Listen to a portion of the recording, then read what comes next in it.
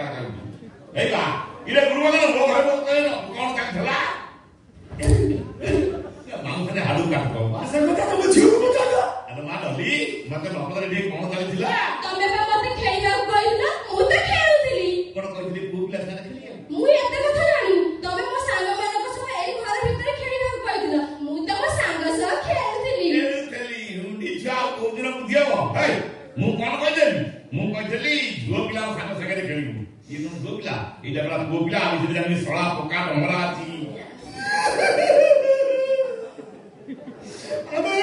ଖେଳୁଥିଲେ ଖେଳୁଥିଲେ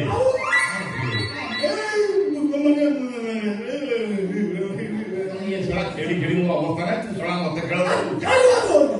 ପୁଅ ହେଲେ ବୋଲି ତମ ଘର ଝିଅ ମୁଁ ସବୁ ପିଇଦେଲି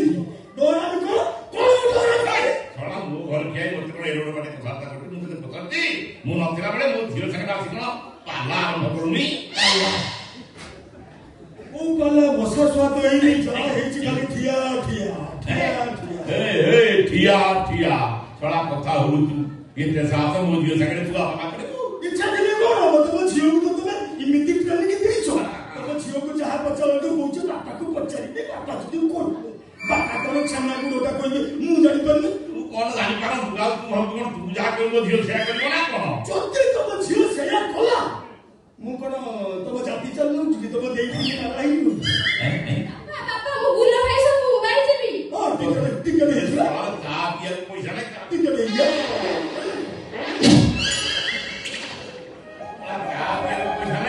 ହେଇଲୋ ମା ୟା ଭିତରେ ଇଏ ଗୁଲ ସାଙ୍ଗରେ ମୋବାଇଲ କାମ କରୁନି ସିଏ କାହିଁକି ପ୍ଲାନିଂ କରିବ ମୁଁ ତାକୁ ପ୍ରସ୍ତାବ ଦେଇଥିଲି ସେ କହିଲା ବାପା କହିଲେ ମୁଁ ଯିବି ତୁ କାହିଁ ପ୍ରସ୍ତାବ ଦେଉଛୁ ପ୍ରସ୍ତାବ ଦେବାଟା ତମ ଝିଅକୁ ଧର୍ଷଣ କରିବା ଗୁଲ ଜାଣିଥା ଅବାଚ୍ୟ ଭାବେ ଗୁଲ ଗୁଲଟାକୁ ମତେ ଡାକିବନି ସେ ଗୁଲ ମୋ ନା ଗୁଲବଦନ ମତେ ଗୁଲବଦନ ବାବୁ ବି ଡାକୁଛନ୍ତି ମୋ ନା ଗୁଲବଦନ ଡାକ ଢାଳିଆ ଡାକିଲା ବେଳକୁ ମତେ ଅଭଦ୍ର ଲାଗୁଛି ଏଡେ ଭଦ୍ର ଛୁଆଟା ଯଦି କାମ ମସଲା ଘର କାହିଁ ଆସୁଛୁ ତମ ଝିଅ କନସିଭ ଅଛି କି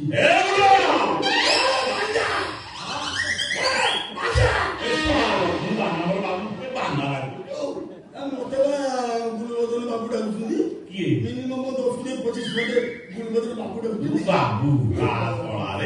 ଶୁଣ ମୋ ଆସିବା ଯଦି ତମର କିଛି ଅସୁବିଧା ହଉଛି ତମେ ଯେତେବେଳେ ଘରୁ ଯାଉଛ ତମ ଝିଅ କହୁନ କବାଟ ମାରିଦ ଠିକ ସେଇଆ କରିବି ଏ ମା ଏ ମୁଁ ହାତ ଏଥର ଘରେ ବାପା ମୋର ଗୋଟେ କଥା ମୁଣ୍ଡରେ ପଶି ଯାଉଛି। ଭାଗ୍ୟ ଭଲ ମୁଣ୍ଡରେ ପଶିଛି ଯଦି ଆଉ ରାଣ୍ଡି ଛୁଆ ତୁ କାହିଁକି ବାପ ଝିଅ କଥାବାର୍ତ୍ତା କରୁଛୁ କଣ ମୁଣ୍ଡରେ ପଶିଲା ନା କଣ ପଶିଲା କଥା କଣ କି ବାପା ଆମ ଘର କାନ୍ଥକୁ ଲାଗି ତ ଆମ୍ବ ଗଛ ଅଛି ତମେ ଯିବା ପରେ ମୁଁ କବାଟ ବନ୍ଦ କରିଦେଲେ କାନ୍ଥକୁ ଲାଗି ଆମ୍ବ ଗଛ ଅଛି ଗଛରେ ଚଢି ଆମ୍ବ ଗଛରେ ବୁଝିଛି ଡଲି କହିଲା ମୁଁ ବୁଝିଛି ଶୁଣ ଡଲି ଯୋଉ ପଦେ କଥା କହିଲା ଆକ୍ଚୁଆଲି ଏ କଥା ମୋ ଯୋଜନା ସକ୍ସେସ୍ ହବ ଆଜି ମୁଁ ତୁମକୁ ଗ୍ୟାରେଣ୍ଟି ଦଉଛି ଶୁଣ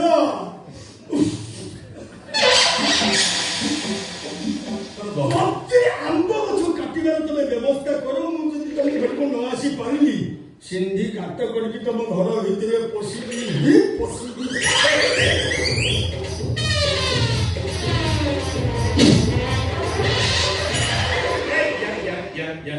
ତୁମେ କୁଆଡେ ବାପା ମୁଁ ଗୁଲ ଭାଇକୁ ବାହାର ଛାଡି ଆସିବି କାହିଁ ଗୁଲ ଫଟ ମୋଡି କୁଣିଆ ଆଇଥିଲା ନା ସେ କଥା ନୁହଁ ଖାଲି ଗୋଟେ ଗୁପ୍ତ କଥା କହିଥାନ୍ତି କି ଗୁପ୍ତ କଥା କହିଥାନ୍ତି ତମକୁ ନା ମୁଁ କହିଛି ନା ସେ କଥା ଜାଣିଛ କାହିଁକି ନା ଗୁପ୍ତ କଥା ନା ସେନା ଗୁପ୍ତ କଥା କଣ କହିବା କଥା କଣ କାହିଁ ନବ କହିଥାନ୍ତି ବ୍ୟସ୍ତ ହବନି ଗୁଲ ଭାଇ ଆମ୍ବ ଗଛ କଟା ହଉଛି କବାଟ ବନ୍ଦ ହଉ ରାତି 2ରେ ତମେ ଆସି କବାଟ ଠକ୍ ଠକ୍ କରିବ ବାପା ତ ଶୋଇଥିବେ ଆମେ ଶୋଇବା ଘର ଖେଳ ଖେଳିବା ଏଇ କାମଟା ମୁଁ ବାପାଙ୍କୁ ନ ପଚାରି କରିପାରିବି